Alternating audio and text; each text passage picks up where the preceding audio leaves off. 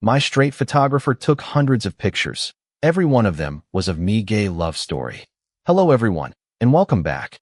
If you enjoy emotional gay love stories with romance, powerful twists, and unforgettable endings, don't forget to subscribe and turn on notifications so you never miss a new story. And before we begin, tell us where you're watching from in the comments. We love seeing viewers from all over the world. Thank you for being here. Now let's dive into today's story. The first photograph that scared me was not one I remembered posing for. It was 2:13 in the morning when I found the folder on Lucas Whitmore's computer. Rain whispered against the tall windows of his lower Manhattan studio, turning the city beyond the glass into streaks of silver and yellow. I was supposed to be finding the final campaign files while Lucas went downstairs to deal with a leaking pipe. Simple job. 2 minutes, maybe 3. Then I saw a folder labeled H_archive. My initials. Adrian Hayes. I clicked it. 482 photographs appeared. At first, nothing seemed wrong. There I was beneath the studio lights in a charcoal jacket from our March 3rd session. Another campaign shot. Another. Then the images changed. Me holding black coffee beside the window. Me laughing at something Rachel had said. Me tying my sneakers near the makeup station. Me staring at the rain while everyone else reset the lights. I stopped scrolling. Those were not poses. Those were the spaces between poses, the seconds when I thought the camera was down. I opened another photograph. I was asleep on the old leather couch after a 14-hour shoot, my folded sweatshirt beneath my head. Nothing about the image was inappropriate. That almost made it worse. It was quiet, careful, personal. I checked the dates. March 18th, March 16th, March 11th, March 7th. Lucas had been photographing me almost every time I entered this studio. I kept scrolling backward until only one image remained at the bottom. February 14th, 6:42 p.m. My fingers went still on the mouse. I had met Lucas on March 3rd. 17 days later. I opened the photograph. Rainy sidewalk. Subway stairs. Yellow taxi lights reflecting across wet pavement. An older man stood beside a torn grocery bag while oranges rolled around his shoes. And there I was, crouched beside him, reaching for one near the curb. I remembered that night. I remembered missing my train. I remembered the man's embarrassed smile when half his groceries escaped across the sidewalk. I remembered chasing an orange beneath a newspaper box and laughing when it nearly rolled away again. What I did not remember was Lucas. Yet somebody had been standing maybe 40 feet away with a camera pointed directly at me. I enlarged the image and checked the metadata. February 14th. Same timestamp. No mistake. A strange coldness moved through my chest.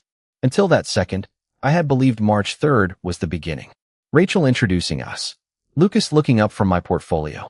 That tiny pause before he said hello. I had thought he was studying a new model. Now I understood that looked differently. He had recognized me. Behind me, the elevator bell sounded. The doors slid open with a metallic whisper. Footsteps crossed the concrete floor. Slow. Familiar. Lucas was coming back. I should have closed the folder. Instead, I left the February photograph filling the screen and turned my chair toward the hallway. The footsteps stopped. Lucas appeared beneath the studio lights, rain darkening the shoulders of his charcoal coat. His eyes moved from me to the monitor. His face changed. Not confusion, recognition. And that was when 482 photographs stopped being the question that frightened me most. I only needed an answer about one. Lucas Whitmore had photographed me 17 days before I knew his name. Lucas did not ask what I was doing at his computer. He looked at the February photograph and said, "You found it." Those 3 words changed the temperature of the room.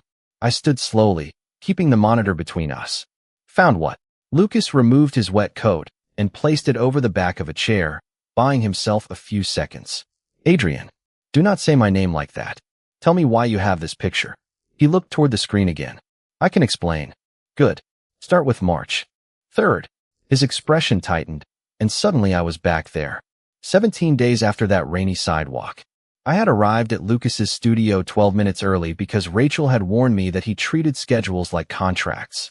She met me at the elevator holding a clipboard and 2 coffees. You must be Adrian Hayes. That depends. Is one of those mine? She handed me the black coffee. Lucas said no sugar. I remember laughing. He read my writer? Lucas reads everything. At the time, that sounded professional. Now it sounded different. Rachel led me across the studio, where Lucas stood beside a monitor adjusting the lighting setup. Black shirt, sleeves rolled neatly to his forearms, camera resting against his palm like it belonged there. "Lucas," Rachel said, "this is Adrian Hayes." He turned and stopped. Half a second, maybe less. But I remembered it now because I finally understood it. His eyes had not studied me like a photographer meeting a new model. They had recognized me. "Have we met?" I asked. Lucas glanced at the portfolio Rachel handed him. "No." One word. "Immediate." "Controlled." I smiled because I had no reason not to believe him. "Good." I thought I forgot somebody important. Something moved behind his expression, then disappeared. "Stand beneath the key light," he said. The shoot began. Chin left. Click. Eyes toward me. Click. Shoulders relaxed. Click. Lucas barely wasted a frame. Every instruction was precise. Then, 20 minutes in, he lowered his voice. "Stop posing." I blinked. I thought posing was the job. Just stand naturally. That is harder than it sounds. I laughed. Click. The shutter caught me before I could prepare. Was that intentional? I asked. Lucas checked the image. Yes. After that, the rhythm changed. He photographed the campaign, but he also seemed interested in everything around it. I reached for my coffee. Click. Rachel made a joke. Click. I looked through the window at traffic 4 stories below. Click. Every time I noticed, Lucas had an explanation. The light was good. The expression worked. You moved naturally. Safe words. Professional words. By 6 that evening, everyone else was packing equipment, but Lucas asked for 5 more minutes. 5 became 20. I remembered thinking he was a perfectionist. Sitting in front of his computer weeks later, I knew better. I looked at him across the dark studio. You recognized me on March 3rd. Lucas did not deny it. Yes. And when I asked whether we had met, you said no. We had never spoken. That is a technical answer. I know. Rain moved softly against the windows. I pointed toward the February image. You knew my face before I walked through that door, and then you spent weeks photographing me without telling me why. Lucas's eyes dropped toward the floor. For the first time, the photographer who always seemed to control every frame looked completely outside one. Then stop giving me professional answers, I said. Tell me what happened on February 14th. Lucas looked at the February photograph for so long that I thought he might finally answer the question I had asked. Instead, he said, I was doing street photography. That explains the first picture. It does not explain the other 481. His eyes lifted to mine. He had no response. I remembered when I first started wondering about him, almost 2 weeks after our first session. By then, I knew the rhythm of his studio. Rachel arrived before everyone else. Lucas drank coffee until noon and forgot lunch unless somebody reminded him. He spoke little while working, but he noticed everything, including things about me that had nothing to do with photography. One afternoon, Rachel handed me a coffee with cream. Lucas looked up from his camera. Adrian takes it black. I stared at him. You remember that? He adjusted the focus ring. You have ordered the same thing every day. Another time, a fluorescent ceiling light near wardrobe started flickering. Before I could complain, Lucas switched it off. That bothers you. How do you know? You squint every time it comes on. Small things. Easy to dismiss individually. Harder when they kept happening. Then there was the camera. Click when I was ready. Click when I was not. Click when I laughed with Rachel. Click when I rubbed my hands together because the studio was cold. Click when I stood by the window waiting for the next setup. Lucas never said anything inappropriate.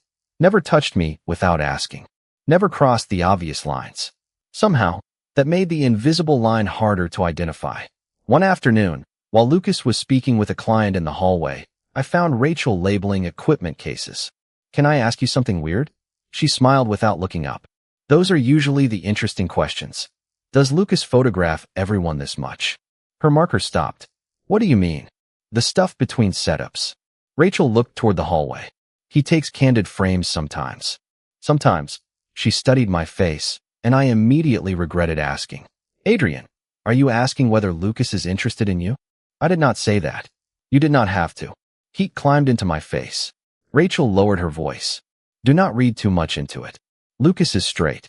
I laughed once, mostly because I felt foolish. I was not reading anything into it. Good. Has he always been?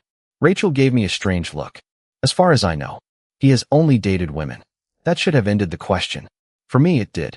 I had spent too many years learning the difference between attraction and wishful thinking to confuse professional attention with something else. So I stepped back. I stopped lingering after shoots. I stopped wondering why Lucas remembered my coffee. I stopped looking for meaning in the way his expression changed when I laughed. At least, I tried. Lucas seemed to notice the distance almost immediately. He became more professional, not less. Shorter instructions. Fewer conversations. But the shutter kept finding me in the quiet spaces. Back in the dark studio, I looked at the archive and finally understood why those weeks had felt so confusing. Rachel told me you were straight, I said.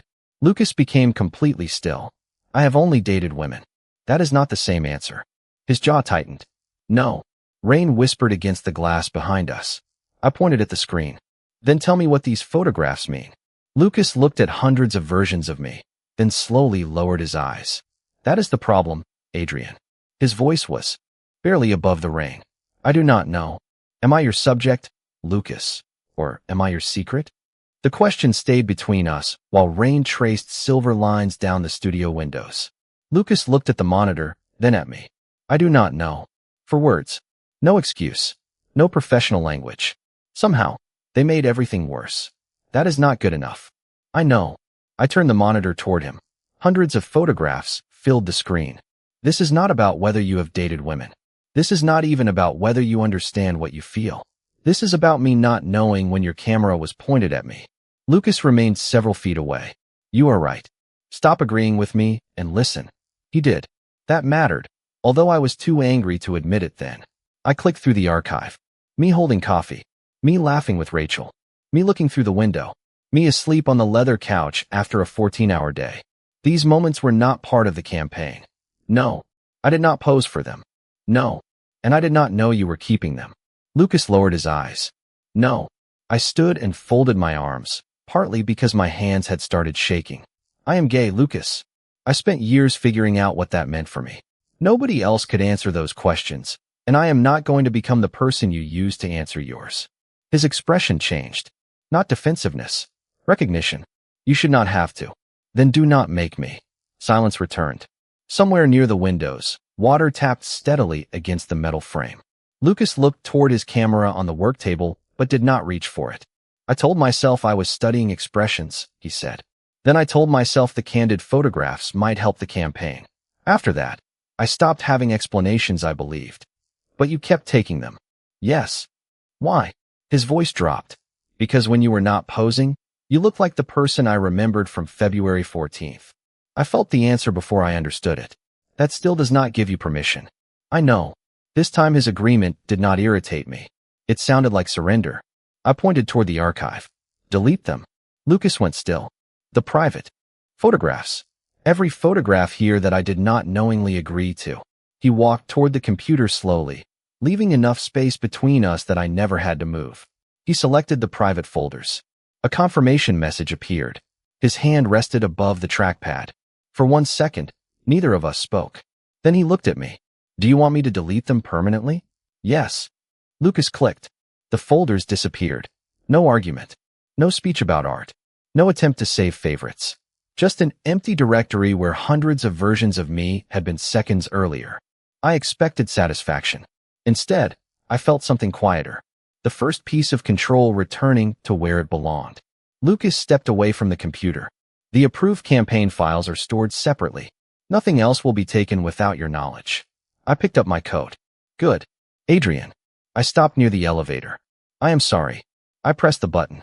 Figure out what you are sorry for. The elevator doors opened. Before stepping inside, I turned toward him. Lucas stood beneath the cold studio lights with his camera untouched on the table behind him. And figure out why you needed a lens between us before you talked to me about anything else. The doors began closing. Lucas did not follow me. He did not ask me to stay. He simply nodded. For the first time since I had walked into his studio, the photographer did not decide when the moment ended. I did. 4 days passed before I saw Lucas again, and during those 4 days he gave me something I had not expected from him. Silence. No calls. No late-night messages.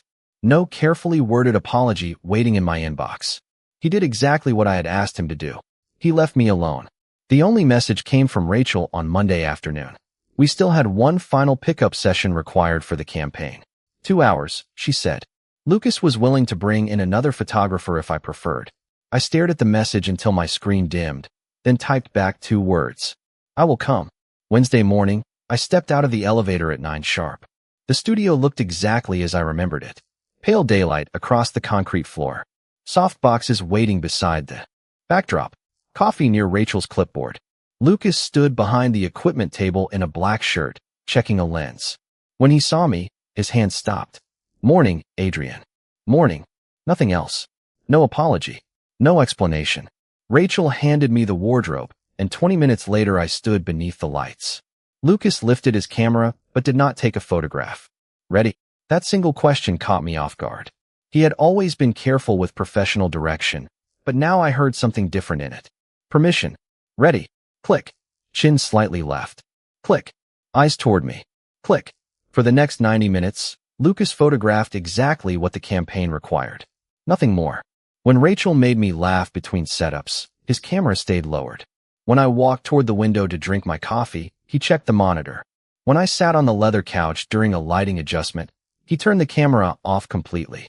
I had spent weeks noticing the shutter. Now I noticed its absence. The silence should have made me comfortable. Instead, it made me understand how constant his attention had been before. At 11:17, Lucas lowered the camera. We have everything. Rachel gathered the wardrobe and disappeared into the equipment room with suspiciously perfect timing. I reached for my jacket. Adrian, there is something I need to show you. I stopped. Lucas opened a cabinet and removed a flat archival envelope. My stomach tightened before he even placed it on the table. February 14th, he said. I found this print after you left. I looked at him sharply. You said you deleted everything. I deleted every private digital photograph in the archive. This print was stored here separately. When I found it, I realized deciding what happened to it without asking you would be repeating the same mistake. That answer mattered. He slid the envelope across the table, but did not open it. You decide. I pulled out the 8x10 print. Rain. Subway stairs.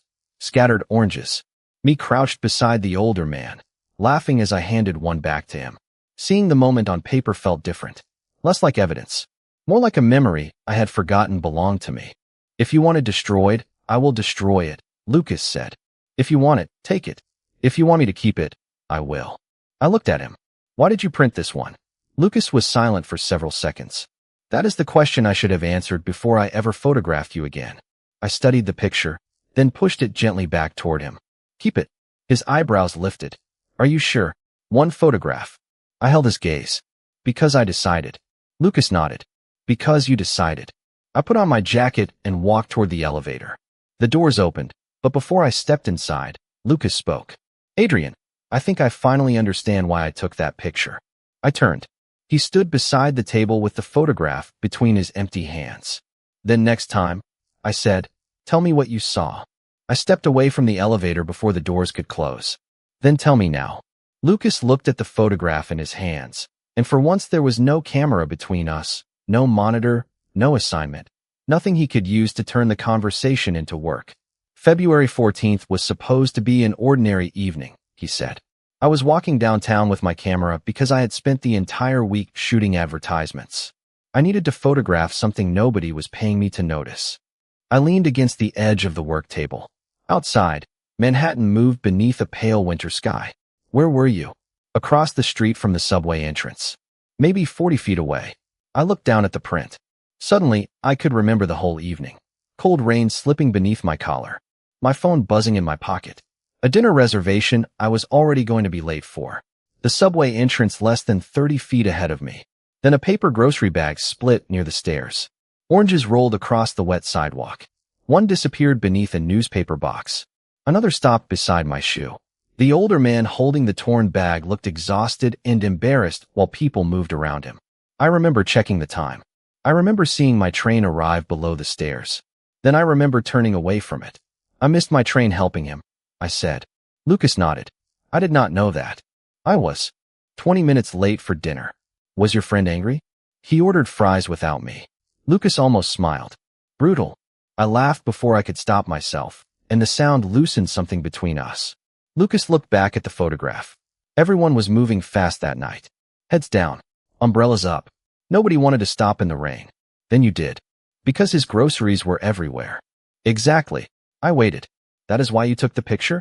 At first, Lucas told me he had taken almost 600 street photographs that evening. Reflections in storefront windows. People running for taxis. Couples beneath umbrellas. Steam rising from a subway grate. He kept 23 photographs after editing. Mine was one of them. I took 3 frames of you, he said. 3. One was mostly a taxi. I smiled. Good to know even Lucas Whitmore misses. Frequently. I just do not exhibit those.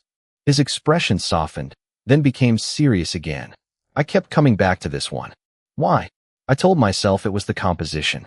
The orange against the gray sidewalk. The reflections. The timing. Photographer answers. Yes. He met my eyes. Safe answers. I understood what he meant. Then what is the unsafe answer? Lucas took a slow breath. Everyone else in that frame was trying to get somewhere. You were the only person who stopped. The studio became very quiet. That does not make me extraordinary. I am not saying it does. He looked at the print. I am saying it made me notice you. He printed the photograph and left it on his desk. 17 days later, Rachel handed him my portfolio. Then I walked through the studio door. You recognized me immediately, I said. Immediately. And you said nothing. Because explaining that I had photographed you on the street sounded strange, and because I convinced myself it did not matter. Then it started matching. Lucas nodded. More than I understood. I finally had the answer I had wanted since 2:13 that rainy morning, but it did not erase what happened afterward. Lucas seemed to know that. He did not ask me to forgive him. He simply let the truth sit between us. I moved toward the elevator again. What happens? Now, he asked. I pressed the button. Now you figure out why noticing me became something you needed to hide behind a camera. The doors opened. I stepped inside and faced him. And Lucas? Yes. Do it without photographing me. His answer came quietly. I will. As the doors closed, I saw him standing beside that single photograph, his camera untouched across the room. And for the first time I wondered what Lucas might discover once he stopped looking at me through glass. 11 days passed before Lucas asked to see me again. And the first thing I noticed when I found him outside a small bookstore in Soho was everything he had chosen not to bring. No camera. No equipment bag. No lens case hanging from his shoulder. Just Lucas in a charcoal coat beneath the warm glow of the storefront. Both hands tucked into his pockets while evening traffic moved behind him. He had texted me that afternoon. He had asked, not assumed. I had said yes. When I stopped in front of him, I looked deliberately over both shoulders. Where is it? Lucas knew exactly what I meant. At home. You actually left your camera at home? On purpose. That must have hurt. A small smile appeared. More than I would like to admit. We started walking south without deciding where we were going. The pavement was still damp from an afternoon shower, and yellow taxi lights stretched across it in long reflections. For the first block, neither of us spoke. Then Lucas said, You were right. You will have to be more specific. I am right surprisingly often. He laughed quietly. About the camera. I looked at him. What about it? I was hiding behind it. His voice had none of the polished certainty I knew from the studio. Photography taught me to believe that if I watched someone closely enough, I could understand them. Expressions. Posture. The moment somebody looks away, I became good at noticing people. Noticing is not knowing. Exactly. We stopped at a crosswalk. Lucas watched the signal instead of me. When I photographed you on February 14th, I could call it street photography. When you walked into my studio, I could call my attention professional. When I remembered your coffee, or noticed when you were uncomfortable, I could call it observation. The signal changed. We crossed with the crowd. Every explanation gave you somewhere to hide. I said, yes. On the next corner, Lucas stopped beneath a street lamp. There were about 3 feet between us, and he made no attempt to close it. I have only dated women, he said. For 31 years, I assumed that history told me everything I needed to know about myself. I waited. Now, his gray-blue eyes met mine. Now I know it did not. Something tightened quietly in my chest. Do you know what that makes you? I asked. Lucas shook his head. Not yet. Good. He looked surprised. Good. Because I am not giving you a label. His shoulders relaxed slightly. I was not going to ask you to. I cannot decide who you are because you noticed me, Lucas. And I cannot be evidence you use to prove something to yourself. I understand. Do you? Yes. His answer was steady. That is what I spent 11 days figuring out. Whatever this means about me, it is mine to understand. It is not your responsibility. That was the first thing he had said all evening that made me stop protecting myself for a second. Then why are we here? I asked. Lucas took a breath. Because after I removed the camera, the question became simpler. What question? Whether I still wanted to know you. The city noise seemed to move farther away. And I do. No dramatic declaration. No claim. Just an answer. What exactly are you asking for? I said. Lucas glanced toward the coffee shop on the next corner, then back at me. A chance to know you without collecting you. I let the words settle. Weeks ago, Lucas had filled a folder with moments I had never chosen to give him. Now he stood in front of me asking for one ordinary hour. Coffee, I said. He blinked. Coffee. That is the chance you get.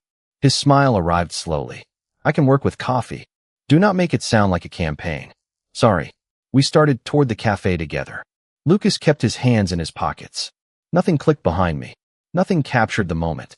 And somewhere between that street lamp and the coffee shop, I realized the man who had spent weeks trying to see me had finally done something far more difficult. He had allowed me to see him. 3 weeks later, I stood inside Lucas's gallery staring at 20 feet of empty white wall. The opening was scheduled for Friday night, and Rachel had invited me to see the exhibition before the crowds arrived. By then, coffee with Lucas had become dinner twice, 3 long walks through Manhattan, and enough conversations for me to learn that he hated olives, loved old jazz records, and had once spent an entire summer photographing roadside diners across New England. He had learned things about me too, but differently now. He asked. That distinction mattered. I had expected the gallery to be filled with Lucas's city portraits and street photography, and most of it was. Rain against glass. Subway platforms. Strangers crossing avenues beneath winter light. But the center wall remained completely blank. You are staring at it like you expect something to appear, Lucas said behind me. I turned. He wore a black shirt with the sleeves rolled to his forearms, his expression calmer than it had been weeks earlier. Rachel said this was supposed to be the centerpiece. Across the room, Rachel suddenly became very interested in adjusting a light. Lucas noticed. Rachel talks too much. Usually when you are avoiding something. He looked at the empty wall. There was supposed to be a series here. What series? A pause. You. I felt my shoulders stiffen. Lucas noticed immediately. Only approved campaign photographs and the February print. Nothing from the archive. You planned an entire wall around me. Before that night at the studio, yes. I looked again at the blank space. 3 warm gallery lights illuminated absolutely nothing. Then where are they? Storage. Why? Lucas slipped his hands into his pockets. Because I realized something while planning the exhibition. I waited. Permission to take a photograph is not automatically permission to turn someone into a story for strangers. The room seemed quieter. Lucas continued before I could respond. The campaign contract covers certain uses. The February photograph is different because you allowed me to keep it. But I kept asking myself whether having permission meant I should decide what your face meant on this wall without asking you. And you decided not to. I decided it was not my decision. That sentence stopped me. Weeks earlier, Lucas had collected hundreds of moments because he could not understand why he wanted them. Now he had removed photographs he was legally allowed to show because he finally understood that control and respect were not the same thing. Being proud of a photograph does not make the person inside it mine to display, he said. No apology could have told me more clearly that he had understood. I walked towards several archival boxes resting on a nearby table. Inside were prints from the exhibition. City streets. Faces. Winter sunlight. Then I found February 14th. Gray sidewalk. Rain. Scattered oranges. Me crouched beside an older stranger, laughing at something neither Lucas nor I could remember. I lifted the photograph. This one. Lucas looked at me. What about it? Put it on the wall. He did not move. Adrian, you do not owe me that. I know. You do not have to prove you trust me. I know that too. I held the print toward him. That is why this matters. I am choosing it. Only then did Lucas take it. Just this one. Just this one. His fingers rested carefully along the edges. What should we call it? I looked at him. You took it. You name it. Lucas hesitated. You are sure? I am giving you the choice. He looked down at the photograph for a long moment. When he finally spoke, his voice was quiet. The first time I saw him, my breath caught, not because the words were dramatic, but because Lucas did not hide after saying them. He simply looked at me. I looked at the empty wall behind him and understood what had changed. Once, Lucas had filled hundreds of frames with me without asking. Now he had left an entire wall empty until I chose what belonged there. Opening night arrived with rain against the gallery windows, and I decided New York either had a sense of humor or a talent for repetition. By 7:30, the room was crowded with collectors, editors, photographers, and strangers speaking quietly.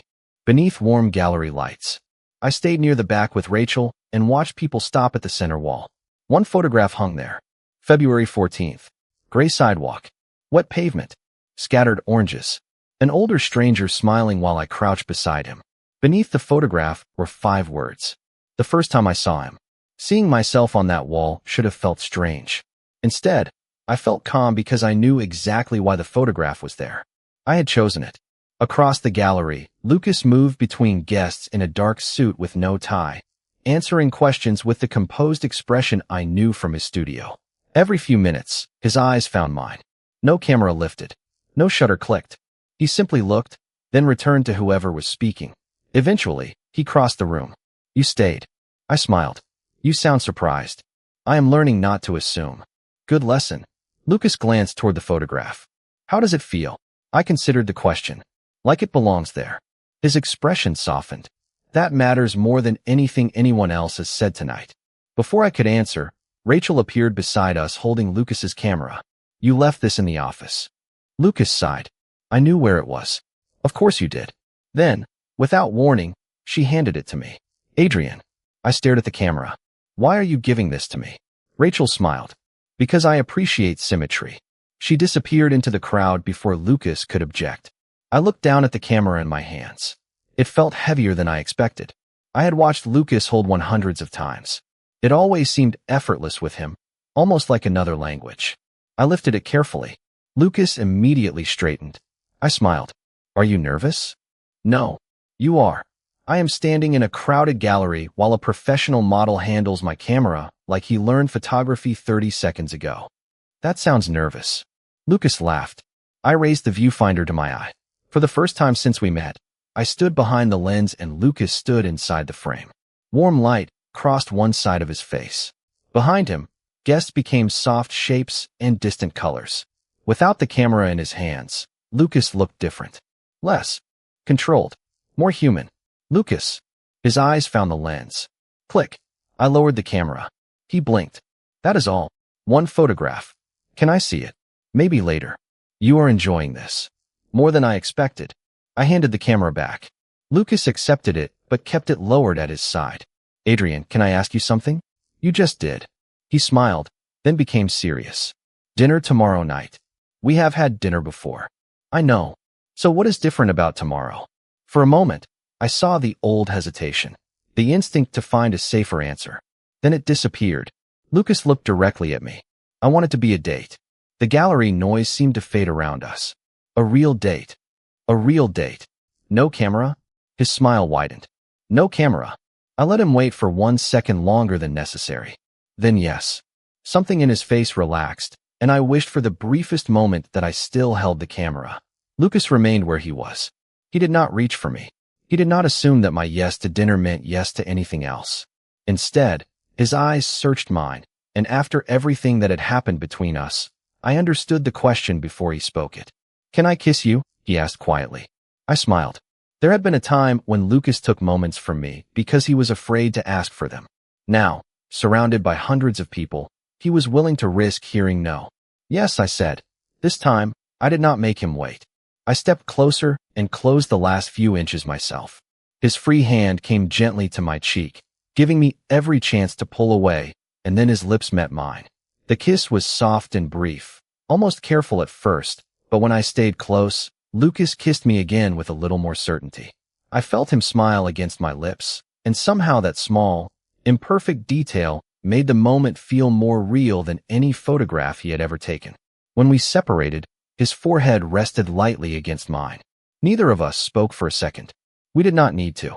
There was no shutter to preserve the moment, no lens between us, no photograph waiting to tell us later what it had meant. We were both there. We had both chosen it. Outside, rain traced silver lines down the Windows just as it had the night I discovered the archive. But nothing between us felt hidden anymore. Lucas had spent weeks trying to understand why he kept looking at me. I had spent almost as long deciding whether I could trust what happened when he finally stopped. In the end, neither answer came from a photograph. He had spent his life deciding what belonged inside the frame. Whatever came next would begin differently. This time, we would choose the picture together.